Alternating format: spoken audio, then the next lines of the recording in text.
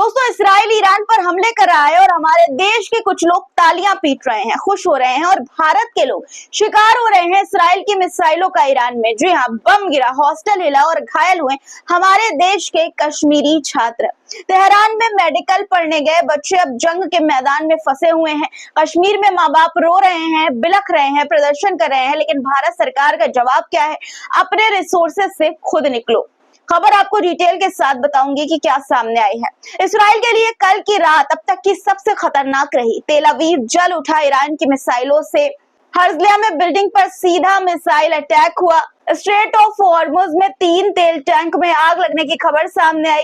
NASA की satellite ने समुद्र में आग को लाइव पकड़ा है, तस्वीरें आपको दिखाऊंगी। ईरान से एक दुख भरी खबर भी सामने आई। सुप्रीम लीडर खमेनेई के सबसे करीबी अफसर शहीद हो गए हैं, खास अफसर शहीद हो गए हैं। वहीं ट्रंप ने तेहरान वालों को धमकी दी है कि शहर खाली कर दो। इस पर चीन आग बबूला हो गया है और ट्रंप पर क्या गंभीर आरोप लगाए हैं आग में घी डालने के, ये भी आपको बताऊंगी। पूरा वीडियो जरूर देखिएगा, बहुत कुछ खास आज के इस वीडियो में आपके लिए लेकर हाजिर हूँ। वीडियो शुरू करूं उससे पहले आपसे गुजारिश कि लाइक जरूर से कर दिया करिए दोस्तों, और चैनल को सब्सक्राइब नहीं किया है, पहली बार चैनल को देख रहे हैं तो सब्सक्राइब जरूर से कर लीजिए। चलिए अब शुरू करते हैं वीडियो। द लाइव टीवी, सच सबसे आगे। आदाब दोस्तों, मेरा नाम है मस्बा खान और आप मुझे द लाइव टीवी पर देख रहे हैं। आज सबसे पहले भारत के छात्रों की बात करते हैं जो ईरान में इसराइल की मिसाइलों का शिकार हो रहे हैं, इसराइल की मिसाइलों से घायल हो रहे हैं। ईरान की राजधानी तेहरान में इसराइल का सीधा हवाई हमला हुआ है। इस हमले में हुजत दोस्त अली हॉस्टल को भी निशाना बनाया गया है, जहां भारत के करीब 1500 छात्र खासकर कश्मीर से मेडिकल की पढ़ाई कर रहे हैं।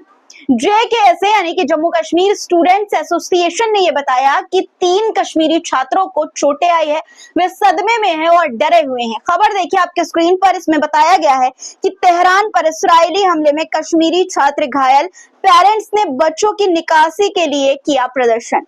इस खबर में यह भी बताया गया है दोस्तों कि छात्रों के एक समूह ने, ग्रुप ने वीडियो कॉल पर यह बताया कि ये वहां पर भयानक स्थिति है और वो भयानक स्थिति में फंसे हुए हैं। उन्होंने उमर अब्दुल्ला और मनोज सिन्हा से अपील की कि हमें यहाँ से जल्द निकाला जाए, हमारे परिवार बहुत परेशान है।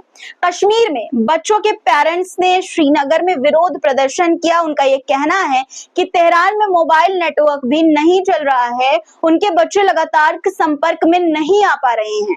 और मजे की बात देखिए दोस्तों, जहां पर पेरेंट्स जो है श्रीनगर में प्रदर्शन कर रहे हैं, रो रहे हैं, चिल्ला रहे हैं, बिलख रहे हैं, वहीं सरकार ये कह रही है कि खुद इंतजाम करो छात्रों से। विदेश मंत्रालय ने एक आधिकारिक बयान जारी किया जिसमें ये कहा कि जिन छात्रों को एम्बेसी मदद से निकाला जा सकता था उन्हें बाहर लाया गया है, बाकी जो खुद से ट्रांसपोर्ट का इंतजाम कर सकते हैं उन्हें कहा गया है कि तेहरान छोड़कर सुरक्षित जगह पर चले जाएं। कुछ भारतीयों को आर्मेनिया बॉर्डर के जरिए निकाला गया, ये बताया गया ट्वीट में। जो स्टेटमेंट जारी किया आधिकारिक सरकार की तरफ से, उसमें ये बताया गया। अब परिवारों का सवाल ये है कि क्या पढ़ाई के लिए बाहर भेजे गए बच्चे, जिन्होंने अपने देश में भी इस तरह की स्थिति कभी नहीं देखी, जो डरे हुए हैं, सहमे हुए हैं, वो अपने इंतजाम खुद करने की स्थिति में है क्या? खुद से वो कर पाएंगे क्या? कांग्रेस ने भी इस पर तीखा हमला बोला है और इंस्टाग्राम पर ये लिखा पोस्ट करते हुए कि जो नेता पहले युद्ध रुकवाते थे वो आज कह रहे हैं कि तेहरान से खुद निकलो, तो फिर एम्बेसी किसके लिए है? एम्बेसी किस काम की है? अब दोस्तों, आपकी क्या राय है इस पर? कमेंट में अपनी राय जरूर लिखिएगा। अब अगली खबर की तरफ बढ़ते हैं। इसराइल और ईरान के बीच 5वें दिन भी संघर्ष जारी है, आप जानते ही हैं। और कल रात ईरान ने इसराइल पर मिसाइल और ड्रोन का नवा बड़ा अटैक किया। सबसे ज्यादा नुकसान नेवाते में एयरबेस और इसराइल के उत्तर हिस्से में हुआ है।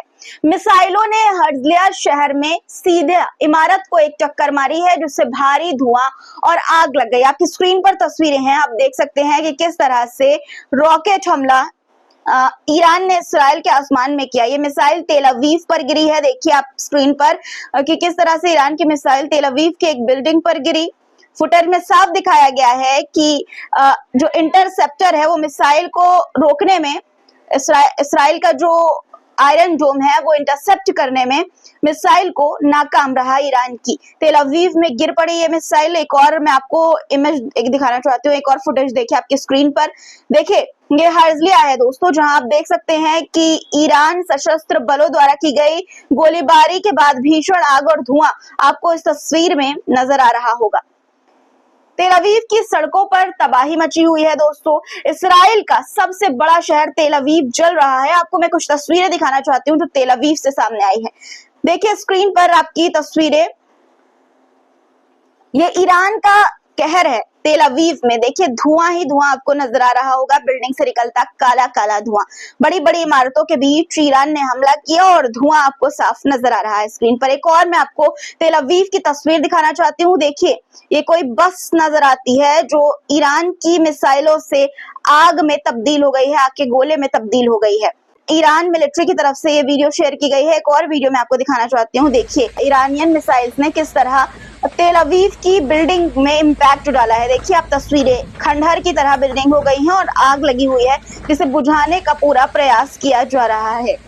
गुजदैन इलाका इसराइल में है दोस्तों, वहां की भी कुछ तस्वीरें सामने आई है। देखिए आपकी स्क्रीन पर तेल अवीव के गुजदैन इलाके की तस्वीरें हैं और बर्न कर रहा है। देखिए किस तरह से आग लगी हुई है, जल रहा है यानी ये इलाका भी।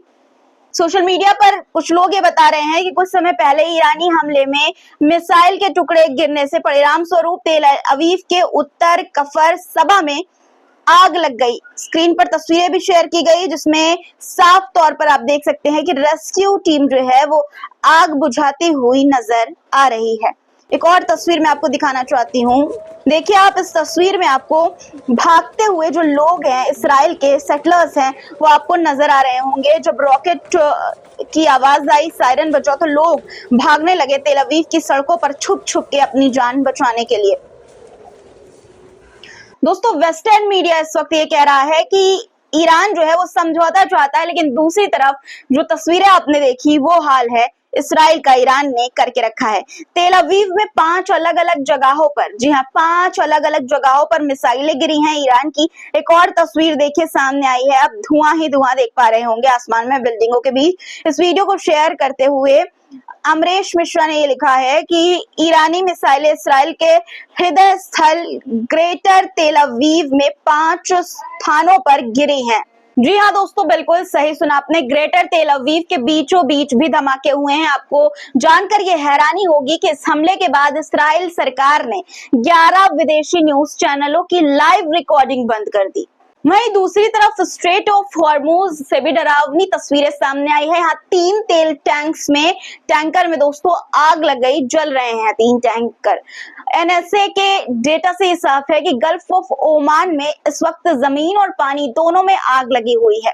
ऐसा पहले कभी नहीं हुआ है। ब्रिटेन की समुद्री सुरक्षा कंपनी एम्ब्रे ने यह बताया है कि उसे यूएई के करीब स्ट्रेट ऑफ हॉर्मुज के पास कुछ अनहोनी की जानकारी मिली। उन्होंने ये नहीं बताया कि क्या हुआ है। हालांकि सोशल मीडिया पर कुछ लोगों ने यह दावा किया है कि ओमान की खाड़ी में स्ट्रेट ऑफ हॉर्मुज के पास 3 जहाजों में आग लगी है। इन दावों के साथ कुछ तस्वीरें भी शेयर की गई है, हालांकि इनकी आधिकारिक पुष्टि नहीं की गई है। हालांकि जो तस्वीरें शेयर करते हुए दावा किया गया है वो मैं आपको बताती हूँ। आपके स्क्रीन पर देखिए ट्वीट, इसमें ये बताया गया है कि नासा के डेटा से ये पता चला है कि स्ट्रेट ऑफ हॉर्मुज के पास ओमान की खाड़ी में आग लगी हुई है, जबकि पिछले दिनों ऐसी कोई गतिविधियां नहीं देखी गई। ऐसा लग रहा है कि ईरान ने स्ट्रेट ऑफ हॉर्मुज में जहाजों पर हमला किया है। नासा के fire information of resource management system यानी कि FIRMS मैप में ओमान की खाड़ी में 3 लाल निशान दिखाए गए हैं। आप स्क्रीन पर देख भी पा रहे होंगे, लेकिन ये पता नहीं है कि लाल निशान आग की वजह से बने हैं या नहीं। आपको बता दूं कि स्ट्रेट ऑफ हॉर्मुज दुनिया के सबसे अहम समुद्री चेक पॉइंट्स में से एक है। ये ओमान की खाड़ी ओमान, ईरान, पाकिस्तान और UAE के बीच है। ये अरब सागर को फारस की खाड़ी से जोड़ती है। ये क्षेत्र इसराइल और ईरान तनाव की खास वजह है, क्योंकि दुनिया का 20% तेल इसी स्ट्रेट ऑफ हॉर्मुज से होकर गुजरता है।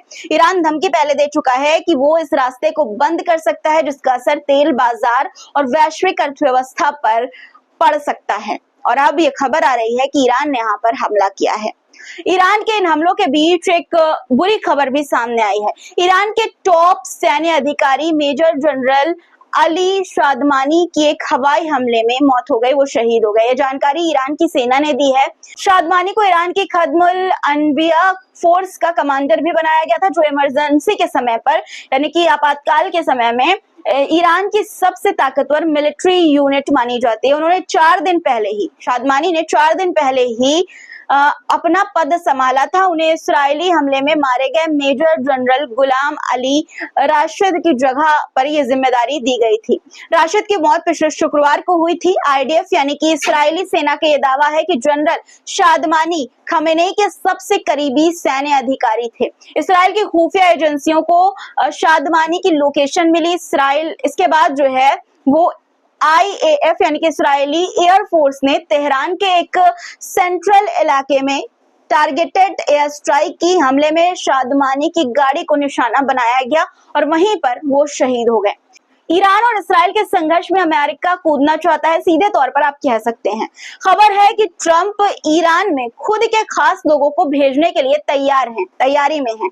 या तो वो उपराष्ट्रपति JD वेंस या फिर वो middle east envoy Steve Witkoff को ईरान भेजेंगे। इनमें से किसी एक को तेहरान भेजा जा सकता है ताकि ईरान से सीधी बातचीत की जा सके। सोमवार की रात ट्रंप ने सीधे ईरान को चेतावनी भी दी। उन्होंने कहा कि तेहरान के लोग शहर खाली कर दें क्योंकि हालात कभी भी बेकाबू हो सकते हैं। इस जो चेतावनी थी, इस चेतावनी पर चीन ने अपनी नाराजगी जताई है। जी हाँ, चीन के विदेश मंत्रालय के प्रवक्ता गुओ जियाकू ने कहा कि इस तरह धमकियां देना आग में घी डालने जैसा है और ये हालात को और भी ज्यादा खराब करेगा। उन्होंने अमेरिका को समझाने की कोशिश की कि शांति धमकियों से नहीं, बातचीत से आती है। आज के लिए इतना ही दोस्तों। चीन के इस बात पर आपकी क्या राय है, कमेंट में जरूर लिखिएगा। चैनल को सब्सक्राइब नहीं किया तो फटाफट कर लीजिए, लाइक बटन प्रेस करके जाइएगा। फिर मुलाकात होगी, तब तक के लिए अपना ख्याल रखिएगा। खुदा हाफिज।